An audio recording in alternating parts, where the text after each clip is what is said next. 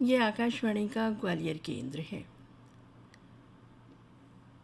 सुनिए कोविड-19 जागरूकता पर विशेष कार्यक्रम मन में है विश्वास। कार्यक्रम सुनने वाले सभी श्रोताओं को कल्पना प्रदीप का नमस्कार।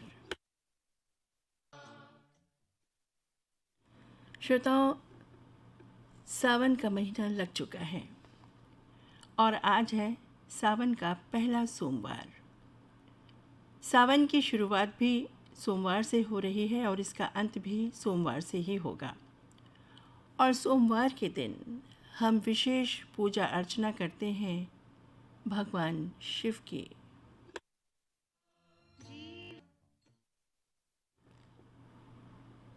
हम प्रभु से प्रार्थना करते हैं कि जिस दौर से हम गुजर रहे हैं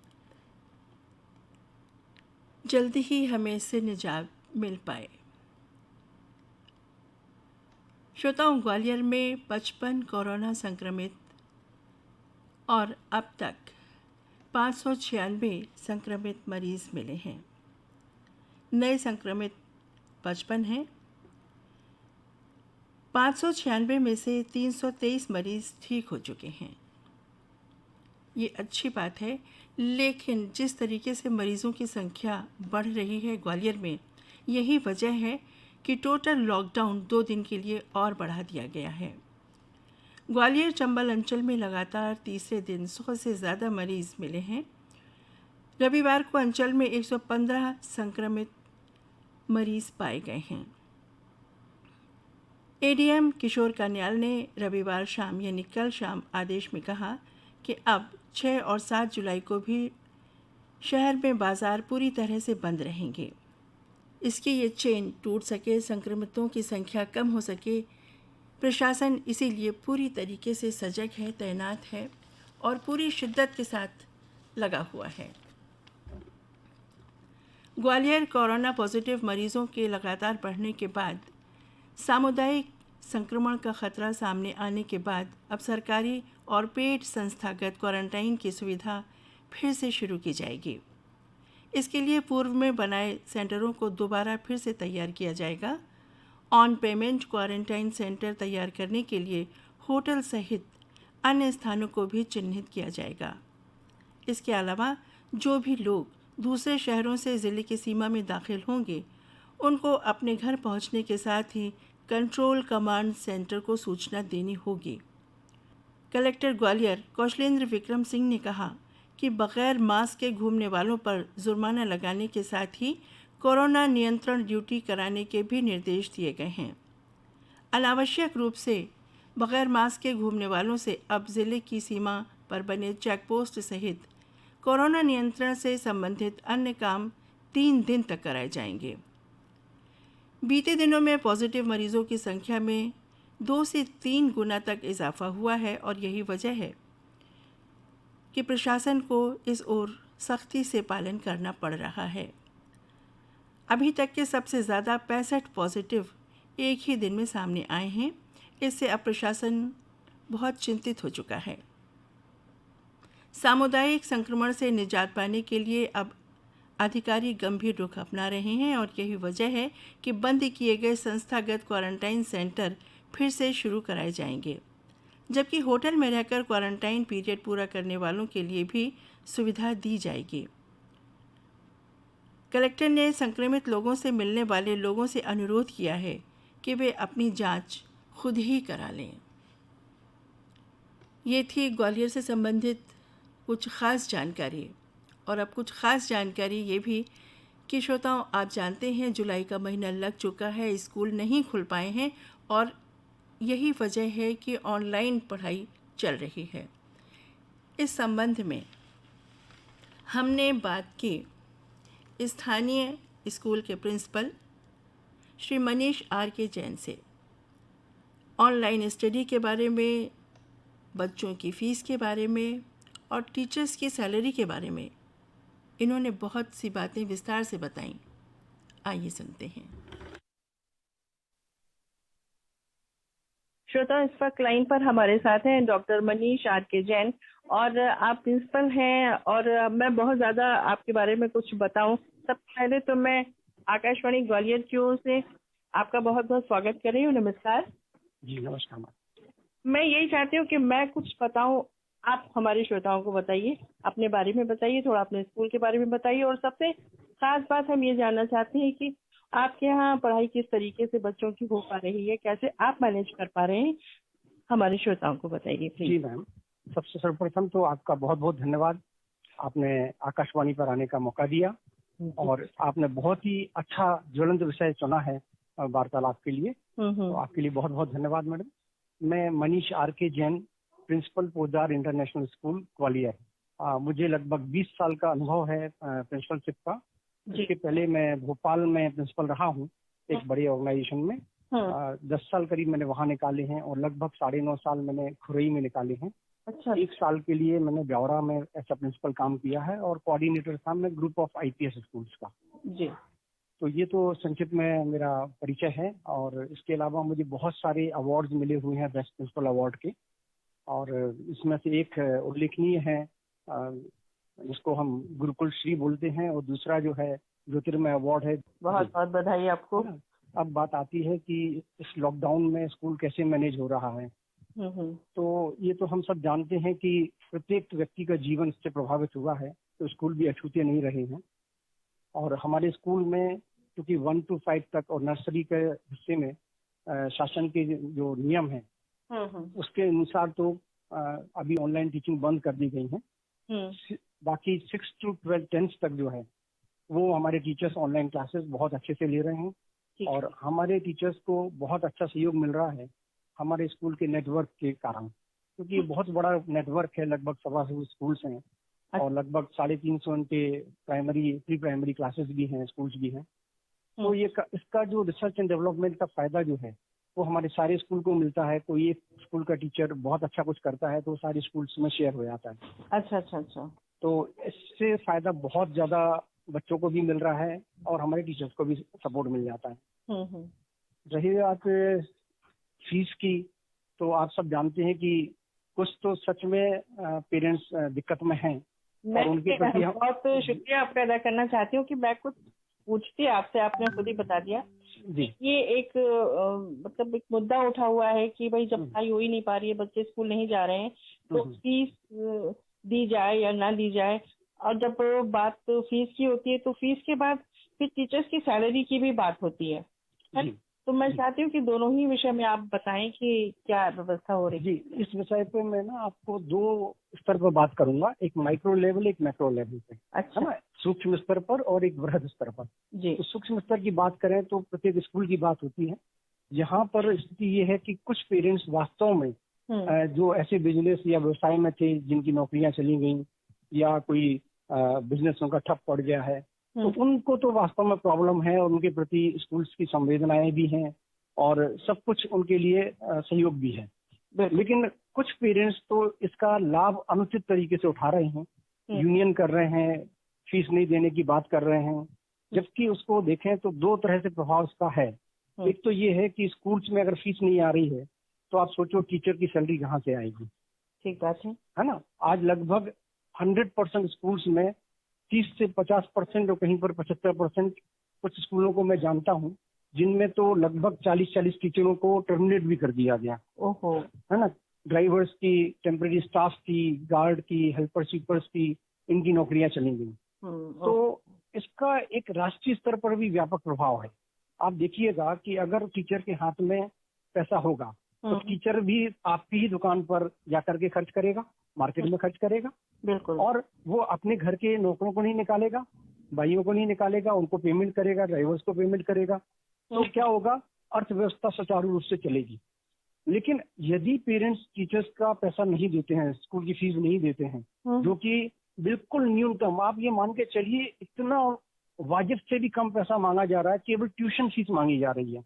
लेट फीस कोई लग नहीं रही है, स्कूल ड्रेस का खर्चा है नहीं, बसेस का खर्चा है नहीं, केवल आपको ट्यूशन फीस देना है।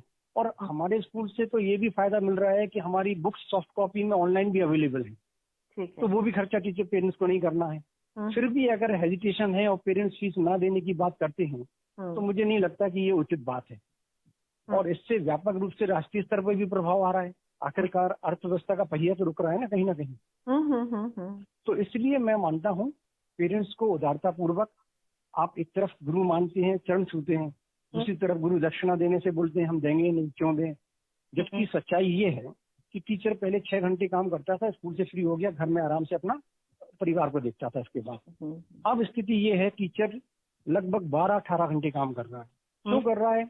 क्योंकि हमारा जितना बच्चे और पेरेंट्स अभ्यस्त नहीं है ऑनलाइन पढ़ाई की, टीचर भी तो नहीं है ना।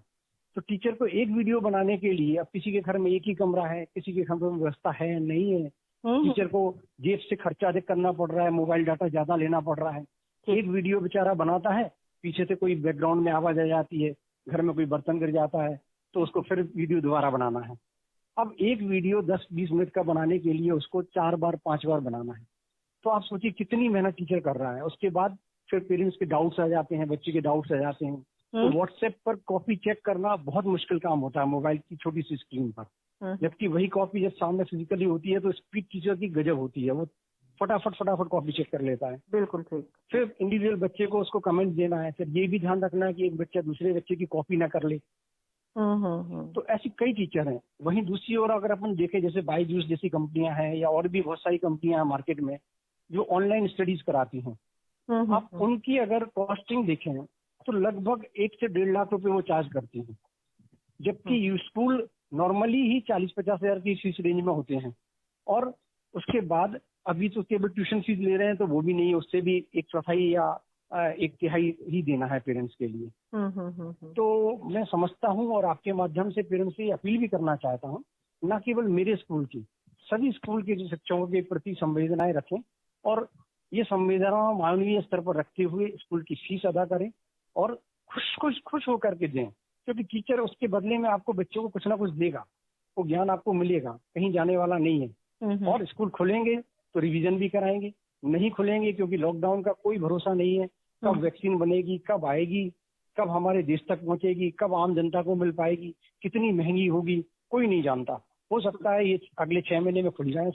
तो हमें माइंडसेट तो बनाना ही पड़ेगा कि हम ऑनलाइन टीचिंग लर्निंग प्रोसेस को अडॉप्ट कर लें और उसके हिसाब से पेमेंट्स वगैरह भी रिलीज करें। क्योंकि हम सब इस उम्मीद में कि अक्टूबर से स्कूल खुल जाएगा तब देंगे पैसा, ये हम बैठ नहीं सकते। क्योंकि अगर ऐसे करके बैठ गए, कुछ पेरेंट्स कह रहे हैं कि हम टीसी ले लेते हैं, अभी अगले साल एडमिशन करा लेंगे। तो आप ये सोचो, बच्चे का 1 साल का नुकसान नहीं हो जाएगा। और फिर आप सोचिए, जो बच्चा अभी आप कह रहे हैं कि ऑनलाइन में कंफर्टेबल नहीं हो पा रहा है बच्चा, तो वो जब बिल्कुल ही पढ़ाई से कट जाएगा और 1 साल बाद जब दोबारा पढ़ाई कराओगी तो क्या वो कर पाएगा ऐसा? ठीक है। क्या वो उतनी स्पीड पकड़ पाएगा? असंभव है। है ना। कोई बिरला 1-2 बच्चा एक्स्ट्राऑर्डिनरी ब्रिलियंट हो सकता है जो पेस पकड़ ली, बाकी तो मुझे नहीं लगता पकड़ पाएगा। तो ये सिनेरियो है माइक्रो और मैक्रो लेवल पर। ये ना व्यापक रूप से पूरे देश की अर्थव्यवस्था भी प्रभावित होगी इससे, और माइक्रो लेवल पे गरीबों की पैसा नहीं मिल रहा है तो गरीबों को भी नौकरी से हटाया जा रहा है ना। तो वो समस्याओं को हमें ध्यान में रखना है। और जहां तक पढ़ाई की बात है, तो पढ़ाई तो सुचारू रूप से चल रही है, पेरेंट्स कुछ भी कहें, लेकिन मैं ऐसा प्रिंसिपल जानता हूँ, मेरे टीचर्स कितने फॉलो अप कर रहे हैं, कितना मेहनत करके वीडियो बना रहे हैं और बहुत बहुत पेन्स ले रहे हैं टीचर।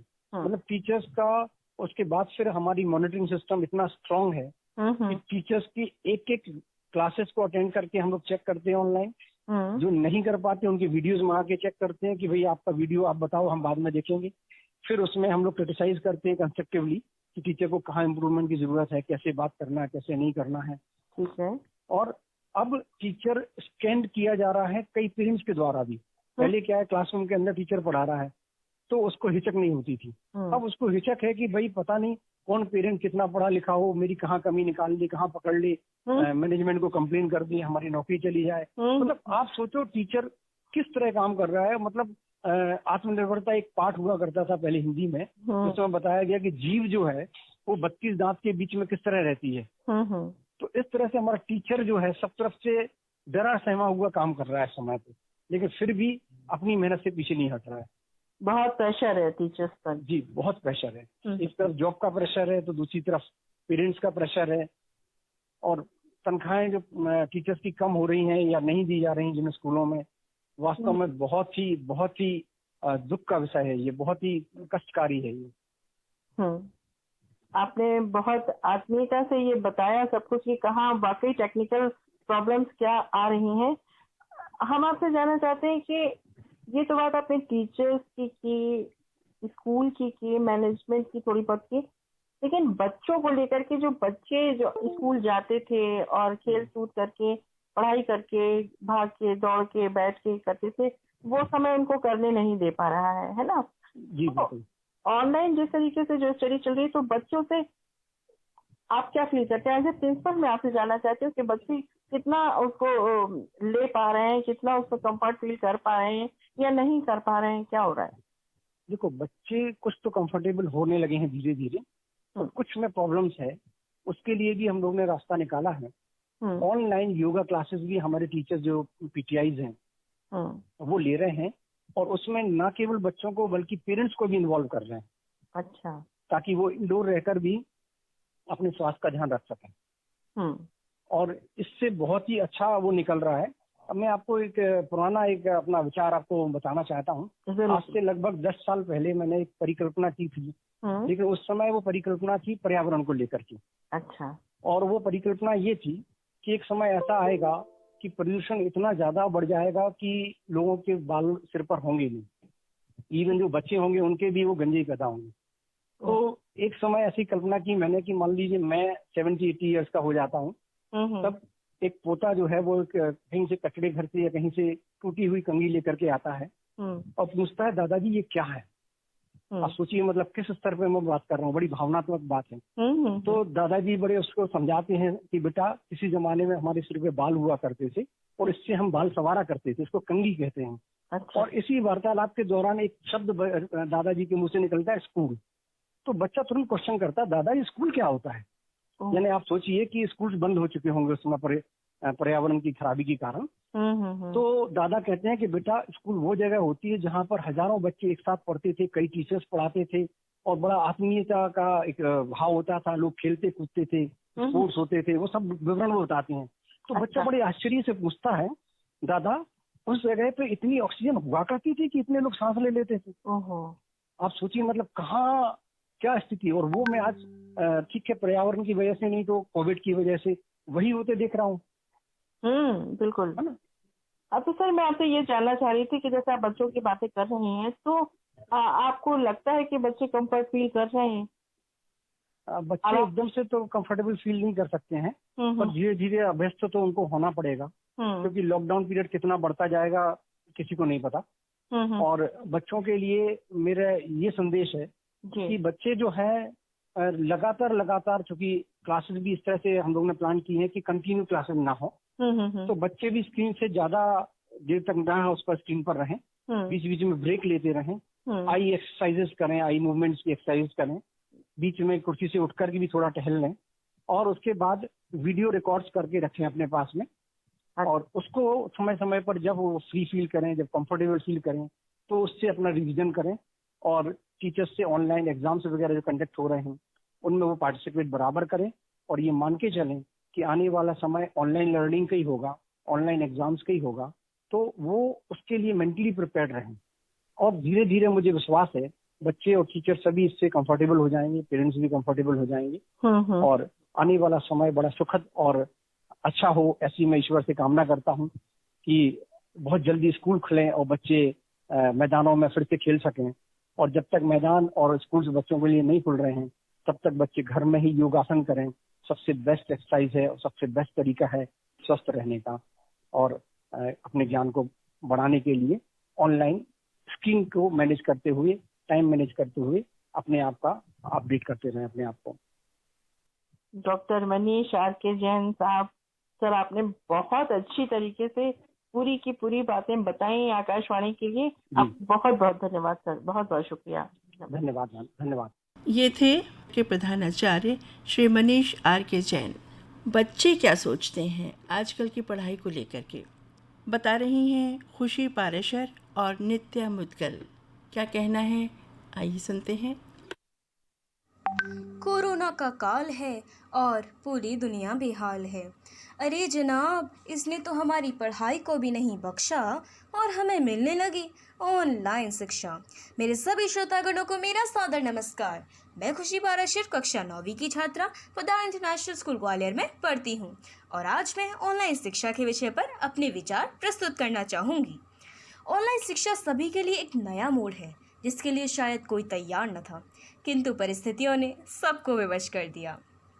एक और बच्चों में अनुशासन, उत्साह, दबाव एवं प्रोत्साहन की कमी है और वहीं दूसरी ओर शिक्षक छात्रों को देखे बिना उनकी मनोदशा नहीं समझ पाते और नए उपाय सोचते सोचते मानसिक रूप से थक जाते हैं। तो आइए इससे संबंधित फायदे एवं नुकसान पर संक्षेप में बात करते हैं।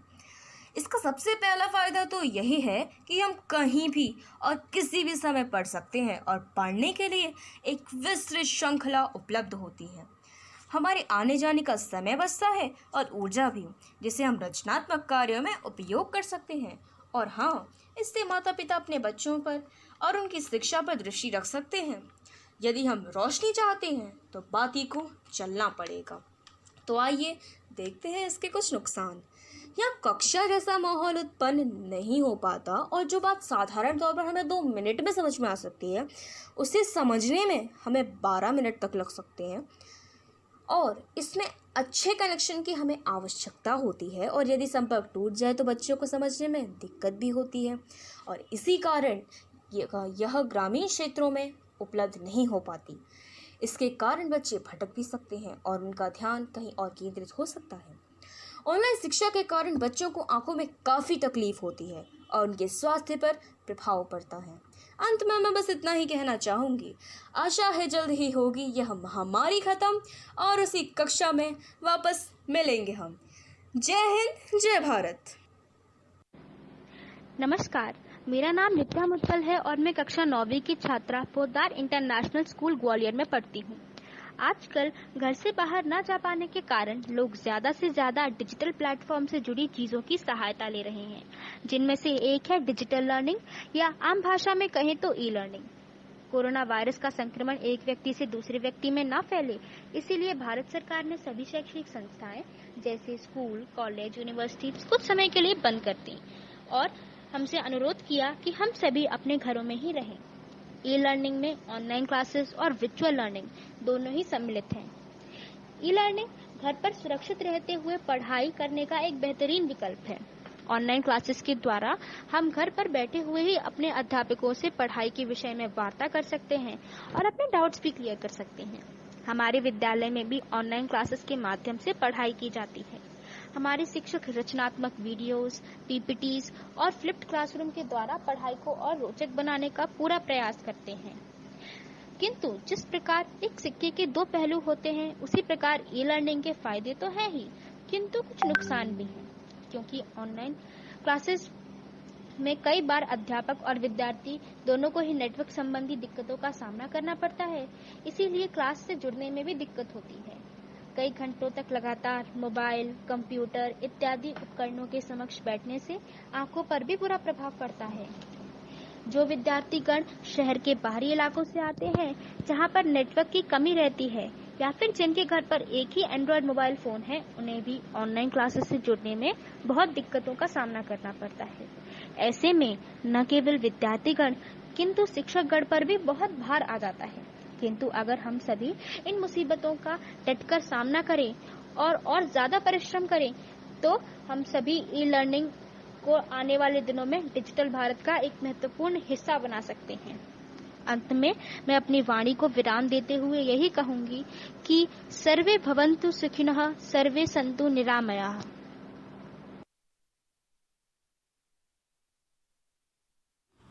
इन बच्चों की बात आपने सुनी।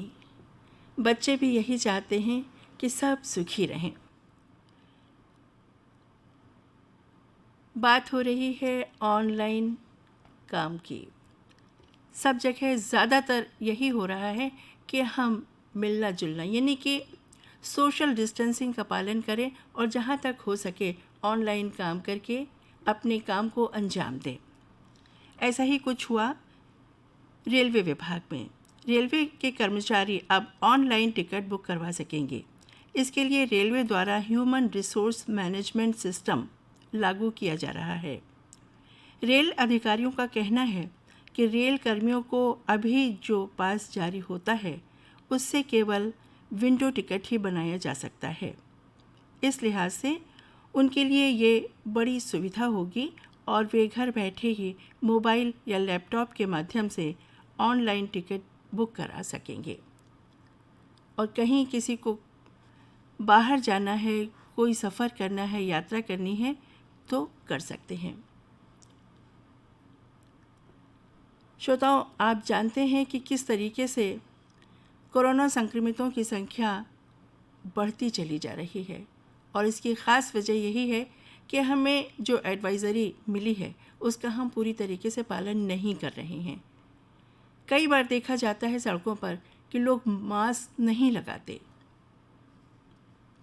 पास घूमते हैं या पास किसी दुकान में जाकर के खड़े हो जाते हैं।